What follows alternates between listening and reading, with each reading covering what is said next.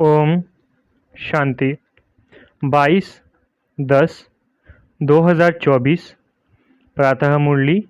ओम शांति। बाप दादा मधुबन। बाबा आज कह रहे हैं, मीठे बच्चे, बाप तुम्हें जो नॉलेज पढ़ाते हैं इसमें रिद्धि सिद्धि की बात नहीं। पढ़ाई में कोई छू मंत्र से काम नहीं चलता है। मीठे बच्चे, बाप तुम्हें जो नॉलेज पढ़ाते हैं इसमें रिद्धि सिद्धि की बात नहीं। पढ़ाई में कोई छू मंत्र से काम नहीं चलता है। प्रश्न, देवताओं को अक्लमंद कहेंगे, मनुष्यों को नहीं, क्यों?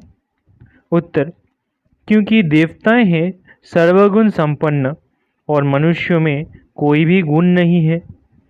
देवताएं अक्लमंद है तब तो मनुष्य उनकी पूजा करते हैं। उनकी बैटरी चार्ज है इसलिए उन्हें वर्थ पाउंड कहा जाता है। जब बैटरी डिस्चार्ज होती है, वर्थ पेनी बन जाते हैं, तब कहेंगे बेअकल। ओम शांति। बाप ने बच्चों को समझाया है कि यह पाठशाला है, यह पढ़ाई है।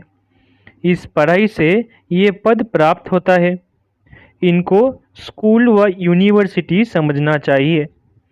यहाँ दूर दूर से पढ़ने के लिए आते हैं। क्या पढ़ने आते हैं? यह एम ऑब्जेक्ट बुद्धि में है। हम पढ़ाई पढ़ने के लिए आते हैं। पढ़ाने वाले को टीचर कहा जाता है। भगवानुवाच है भी गीता, दूसरी कोई बात नहीं है। गीता पढ़ाने वाले का पुस्तक है, परंतु पुस्तक आदि कोई पढ़ाते नहीं है। गीता कोई हाथ में नहीं है। ये तो भगवानुवाच है। मनुष्य को भगवान नहीं कहा जाता।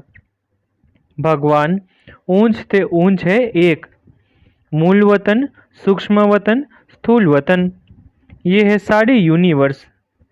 खेल कोई सूक्ष्म वतन व मूल वतन में नहीं चलता है। नाटक यहाँ चलता है। 84 का चक्र भी यहाँ है। इनको ही कहा जाता है 84 के चक्र का नाटक। ये बना बनाया खेल है। ये बड़ी समझने की बातें हैं, क्योंकि ऊंच तिऊंच भगवान उनकी तुमको मत मिलती है। दूसरी तो कोई वस्तु है नहीं। एक को ही कहा जाता है सर्वशक्तिमान, वर्ल्ड ऑलमाइटी ऑथोरिटी। ऑथोरिटी का भी अर्थ खुद समझाते हैं।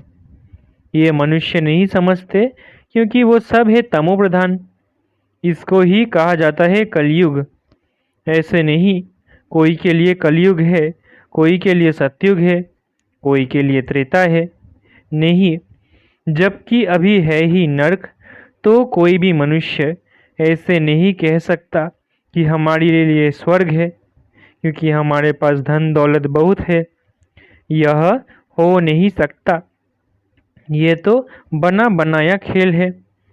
सतयुग पास्ट हो गया, इस समय तो हो भी नहीं सकता।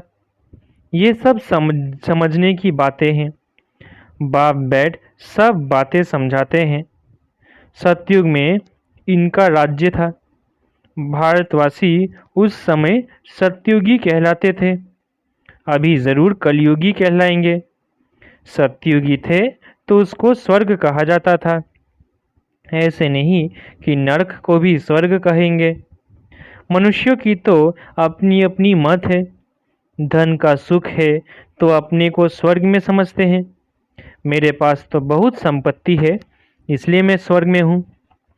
परंतु विवेक कहता है कि नहीं, ये तो है ही नरक। भल किसके पास 10-20 लाख हो, परंतु यह है ही रोगी दुनिया। सतयुग को कहेंगे निरोगी दुनिया। दुनिया यही है। सतयुग में इनको योगी दुनिया कहेंगे। कलयुग को भोगी दुनिया कहा जाता है। वहाँ ये है योगी, क्योंकि विकार का भोग विलास नहीं होता। तो यह स्कूल है, इसमें शक्ति की बात नहीं। टीचर शक्ति दिखलाते हैं क्या? एम ऑब्जेक्ट रहता है हम फलाना बनेंगे। तुम इस पढ़ाई से मनुष्य से देवता बनते हो। ऐसे नहीं कि कोई जादू, छू मंत्र व रिद्धि सिद्धि की बात है। ये तो स्कूल है। स्कूल में रिद्धि सिद्धि की बात होती है क्या? पढ़कर कोई डॉक्टर, कोई बैरिस्टर बनता है। ये लक्ष्मी नारायण भी मनुष्य थे, परंतु पवित्र थे, इसलिए उन्हों को देवी देवता कहा जाता है। पवित्र जरूर बनना है। यह है ही पतित पुरानी दुनिया। मनुष्य तो समझते हैं पुरानी दुनिया होने में लाखों वर्ष पड़े हैं। कलयुग के बाद ही सतयुग आएगा। अभी तुम हो संगम पर। इस संगम का किसको भी पता नहीं है। सतयुग को लाखों वर्ष दे देते हैं। ये बातें बाप आकर समझाते हैं। उनको कहा जाता है सुप्रीम सोल। आत्माओं के बाप को कहेंगे बाबा। दूसरा कोई नाम होता नहीं। बाबा का नाम है शिव। शिव के मंदिर में भी जाते हैं। परमात्मा शिव को निराकार ही कहा जाता है। उनका मनुष्य शरीर नहीं है। तुम आत्माएं यहाँ पार्ट बजाने आती हो, तब तुमको मनुष्य शरीर मिलता है। वो है शिव। तुम हो शालिग्राम। शिव और शालिग्रामों की पूजा भी होती है, क्योंकि चैतन्य में होकर गए हैं। कुछ करके गए हैं, तब उनका नामाचार गाया जाता है अथवा पूजे जाते हैं। आगे जन्म का तो किसको पता नहीं है। इस जन्म में तो गायन करते हैं, देवी देवताओं को पूजते हैं। इस जन्म में तो बहुत लीडर्स भी बन गए हैं। जो अच्छे अच्छे साधु संत आदि होकर गए हैं, उनकी स्टैम्प भी बनाते हैं नामाचार के लिए। यहाँ फिर सबसे बड़ा नाम किसका गाया जाए? सबसे बड़े ते बड़ा कौन है? ऊंचते ऊंच तो एक भगवान ही है। वो है निराकार, और उनकी महिमा बिल्कुल अलग है। देवताओं की महिमा अलग है, मनुष्य की अलग है। मनुष्य को देवता नहीं कह सकते। देवताओं में सर्वगुण थे। लक्ष्मी नारायण होकर गए हैं ना। वे पवित्र थे, विश्व के मालिक थे। उनकी पूजा भी करते हैं, क्योंकि पवित्र पूज्य हैं। अपवित्र को पूज्य नहीं कहेंगे। अपवित्र सदैव पवित्र को पूजते हैं। कन्या पवित्र है तो पूजी जाती है। पतित बनती है तो सबको पांव पड़ना पड़ता है। इस कहेंगे अपवित्र सदैव पवित्र को पूजते हैं। इस समय सब है पतित। सतयुग में सब पावन थे। वो है ही पवित्र दुनिया। कलयुग है पतित दुनिया। तभी पतित पावन बाप को बुलाते हैं। जब पवित्र है तब नहीं बुलाते हैं। बाप खुद कहते हैं मुझे सुख में कोई भी याद नहीं करते हैं। भारत की ही बात है। बाप आते ही भारत में है। भारत ही इस समय पतित बना है। भारत ही पावन था। पावन देवताओं को देखना हो तो जाकर मंदिर में देखो। देवताएं सब है पावन। उनमें जो मुख्य मुख्य हेड है, उन्हों को मंदिरों में दिखाते हैं। इन लक्ष्मी नारायण के राज्य में सब पावन थे। यथा राजा रानी तथा प्रजा इस समय सब पतित है। सब पुकारते रहते हैं, हे पतित पावन आओ। सन्यासी कभी श्री कृष्ण को भगवान व ब्रह्म नहीं मानेंगे। वो समझते हैं भगवान तो निराकार है। उनका चित्र भी निराकार तरीके से पूजा जाता है। उनका एक्यूरेट नाम शिव है। तुम आत्मा जब यहाँ आकर शरीर धारण करती हो तो तुम्हारा नाम रखा जाता है। आत्मा अविनाशी है, शरीर विनाशी है।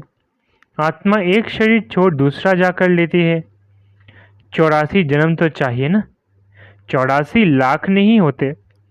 तो बाप समझाते हैं यही दुनिया सतयुग में नई थी, राइटियस थी। यही दुनिया फिर अनराइटियस बन जाती है। वो है सचखंड। सब सच बोलने वाले होते हैं। भारत को सचखंड कहा जाता है। झूठ खंड ही फिर सचखंड बनते हैं। सच्चा बाप ही आकर सचखंड बनाते हैं। उनको सच्चा पातशाह ट्रुथ कहा जाता है। यह है ही झूठ खंड। मनुष्य जो कहते हैं वो है झूठ। सेंसिबल बुद्धि है देवताएं, उन्हों को मनुष्य पूजते हैं। अकलमंद और बेअकल कहा जाता है। अकलमंद कौन बनाते हैं, फिर बेअकल कौन बनाते हैं, ये भी बाप बताते हैं। अकलमंद सर्वगुण संपन्न बनाने वाला है बाप। वो खुद आकर अपना परिचय देते हैं। जैसे तुम आत्मा हो, फिर यहाँ शरीर में प्रवेश कर पार्ट बजाते हो। मैं भी एक ही बार इनमें प्रवेश करता हूँ। तुम जानते हो वो है ही एक। उनको ही सर्वशक्तिमान कहा जाता है। दूसरा कोई मनुष्य नहीं जिसको हम सर्वशक्तिमान कहें। लक्ष्मी नारायण को भी नहीं कह सकते, क्योंकि उन्हों को भी शक्ति देने वाला कोई है। पतित मनुष्य में शक्ति हो न सके। आत्मा में जो शक्ति रहती है वो फिर आहिस्ते आहिस्ते डिग्रेड होती जाती है। अर्थात आत्मा में जो सत्वप्रधान शक्ति थी वो तमोप्रधान शक्ति हो जाती है। जैसे मोटर का तेल खलास होने से मोटर खड़ी हो जाती है। ये बैटरी घड़ी घड़ी डिस्चार्ज नहीं होती, इनको पूरा टाइम मिला हुआ है। कलयुग अंत में बैटरी ठंडी हो जाती है। पहले जो सत्वप्रधान विश्व के मालिक थे, अभी तमोप्रधान है, तो ताकत कम हो गई है, शक्ति नहीं रही है। वर्थ नॉट पेनी बन जाते हैं। भारत में देवी देवता धर्म था तो वर्थ पाउंड थे। रिलीजियन इज माइट कहा जाता है। देवता धर्म में ताकत है, विश्व के मालिक है। क्या ताकत थी? कोई लड़ने आदि की ताकत नहीं थी। ताकत मिलती है सर्वशक्तिमान बाप से। ताकत क्या चीज़ है? बाप समझाते हैं, मीठे मीठे बच्चों, तुम्हारी आत्मा सत्वप्रधान थी, अब तमोप्रधान है। विश्व के मालिक बदले विश्व के गुलाम बन गए हो। बाप समझाते हैं, ये 5 विकार रूपी रावण तुम्हारी सारी ताकत छीन लेते हैं, इसलिए भारतवासी कंगाल बन पड़े हैं। ऐसे मत समझो साइंस वालों में बहुत ताकत है। वो ताकत नहीं है, ये रूहानी ताकत है जो सर्वशक्तिमान बाप से योग लगाने से मिलती है। साइंस और साइलेंस की इस समय जैसे लड़ाई है। तुम साइलेंस में जाते हो, उसका तुमको बल मिल रहा है। साइलेंस का बल लेकर तुम साइलेंस दुनिया में चले जाएंगे। बाप को याद कर अपने को शरीर से डिटैच कर देते हो। भक्ति मार्ग में भगवान के पास जाने के लिए तुमने बहुत माथा मारा है, परंतु सर्वव्यापी कहने के कारण रास्ता मिलता ही नहीं। तमोप्रधान बन गए हैं, तो ये पराई है। पराई को शक्ति नहीं कहेंगे। बाप कहते हैं, पहले तो पवित्र बनो और फिर सृष्टि का चक्र कैसे फिरता है उनकी नॉलेज समझो। नॉलेज तो बाप ही है, नॉलेज फुल तो बाप ही है। इसमें शक्ति की बात नहीं। बच्चों को यह पता नहीं है कि सृष्टि चक्र कैसे फिरता है। तुम एक्टर्स पाठधारी हो ना। ये बेहद का ड्रामा है। आगे मनुष्यों का नाटक चलता था, उसमें अदली बदली हो सकती है। अभी तो फिर बायोस्कोप बने हैं। बाप को भी बायोस्कोप का मिसाल दे समझाना सहज होता है। ये छोटा बायोस्कोप है, ये है बड़ा। नाटक में एक्टर्स आदि को चेंज कर सकते हैं। ये तो अनादि ड्रामा है। एक बार जो शूट हुआ है वो फिर बदल नहीं सकता। ये सारी दुनिया बेहद का बायोस्कोप है। शक्ति की कोई बात ही नहीं। अम्बा को शक्ति कहते हैं, परंतु फिर भी नाम तो है। उनको अम्बा क्यों कहते हैं? क्या करके गई है? अभी तुम समझते हो कि ऊंचते ऊंचे अम्बा और लक्ष्मी, अम्बा ही फिर लक्ष्मी बनती है। ये भी तुम बच्चे ही समझते हो। तुम नॉलेजफुल भी बनते हो और तुमको पवित्रता भी सिखलाते हैं। वो पवित्रता आधा कल्प चलती है, फिर बाप ही आकर पवित्रता का रास्ता बताते हैं। उनको बुलाते ही इस समय के लिए है कि आकर रास्ता बताओ और फिर गाइड भी बनो। वो है परम आत्मा। सुप्रीम की पढ़ाई से आत्मा सुप्रीम बनती है। सुप्रीम पवित्र को कहा जाता है। अभी तो पतित हो, बाप तो एवर पावन है। फर्क है ना। वो एवर पावन ही जब आकर सबको वर्षा दे और सिखलाए। इसमें खुद आकर बतलाते हैं कि मैं तुम्हारा बाप हूँ। मुझे रथ तो ज़रूर चाहिए, नहीं तो आत्मा बोले कैसे। रथ भी मशहूर है। गाते हैं भाग्यशाली रथ। तो भाग्यशाली रथ है मनुष्य का। घोड़े गाड़ी की बात नहीं है। मनुष्य का ही रथ चाहिए जो मनुष्य को बैठ समझाए। उन्होंने फिर घोड़े गाड़ी बैठ लिख दी है। भाग्यशाली रथ मनुष्य को कहा जाता है।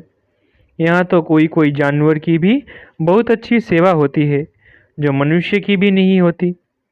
कुत्ते को कितना प्यार करते हैं, घोड़े को गाय को भी प्यार करते हैं। कुत्तों की एग्जीबिशन लगती है, ये सब वहाँ होते नहीं। लक्ष्मी नारायण कुत्ते पालते होंगे क्या। अभी तुम बच्चे जानते हो कि इस समय के मनुष्य सब तमोप्रधान बुद्धि है, उन्हें सतोप्रधान बनाना है। वहाँ तो घोड़े आदि ऐसे नहीं होते जो मनुष्य कोई उनकी सेवा करे। तो बाप समझाते हैं, तुम्हारी हालत देखो क्या हो गई है। रावण ने ये हालत कर दी है। ये तुम्हारा दुश्मन है, परंतु तुमको पता नहीं है कि इस दुश्मन का जन्म कब होता है। शिव के जन्म का भी पता नहीं है, तो रावण के जन्म का भी पता नहीं है। बाप बतलाते हैं, त्रेता के अंत और द्वापर के आदि में रावण आते हैं। उनको 10 शीश क्यों दिए हैं, हर वर्ष क्यों जलाते हैं, ये भी कोई जानते नहीं। अभी तुम मनुष्य से देवता बनने के लिए पढ़ते हो। जो पढ़ते नहीं वो देवता बन ना सके। वो फिर आएंगे तब जब रावण राज्य शुरू होगा। अभी तुम जानते हो हम देवता धर्म के थे, अब फिर सैपलिंग लग रहा है। बाप कहते हैं, मैं हर 5000 वर्ष बाद तुमको आकर ऐसा पढ़ाता हूँ। इस समय सारे सृष्टि का झाड़ पुराना है। नया जब था तो एक ही देवता धर्म था, फिर धीरे धीरे नीचे उतरते हैं। बाप तुम्हें 84 जन्मों का हिसाब बताते हैं, क्योंकि बाप नॉलेजफुल है ना। अच्छा, मीठे मीठे सिकिलधे बच्चों प्रति माता पिता बाप दादा का याद प्यारा गुड मॉर्निंग। रूहानी बाप की रूहानी बच्चों को नमस्ते। हम रूहानी बच्चों की रूहानी माता पिता बाप दादा को याद प्यार गुड मॉर्निंग और नमस्ते नमस्ते नमस्ते। शुक्रिया बाबा। धारणा के लिए मुख्य सार। पहला, साइलेंस का बल जमा करना है। साइलेंस बल से साइलेंस दुनिया में जाना है। बाप की याद से ताकत लेकर गुलामी से छूटना है, मालिक बनना है। दूसरा, सुप्रीम की पढ़ाई पढ़कर आत्मा को सुप्रीम बनाना है। पवित्रता के ही रास्ते पर चल पवित्र बनकर दूसरों को बनाना है, गाइड बनना है। वरदान, अल्फ को जानने और पवित्रता के स्वधर्म को अपनाने वाले विशेष आत्मा भव। अल्फ को जानने और पवित्रता के स्वधर्म को अपनाने वाले विशेष आत्मा भव। बाप दादा को खुशी होती है कि मेरा एक एक बच्चा विशेष आत्मा है, चाहे बुजुर्ग है, अनपढ़ है, छोटा बच्चा है, युवा है या प्रवृत्ति वाला है, लेकिन विश्व के आगे विशेष है। दुनिया में चाहे कोई कितने भी बड़े नेता हो, अभिनेता हो, वैज्ञानिक हो, लेकिन अल्फ को नहीं जाना तो क्या जाना। आप निश्चय बुद्धि हो, फलक से कहते हो कि तुम ढूंढते रहो, हमने तो पा लिया। प्रवृत्ति में रहते पवित्रता के स्वधर्म को अपना लिया तो पवित्र आत्मा विशेष आत्मा बन गए। स्लोगन: जो सदा खुशहाल रहते हैं वही स्वयं को और सर्व को प्रिय लगते हैं। स्लोगन: जो सदा खुशहाल रहते हैं वही स्वयं को और सर्व को प्रिय लगते हैं। अच्छा, ओम शांति। शुक्रिया बाबा।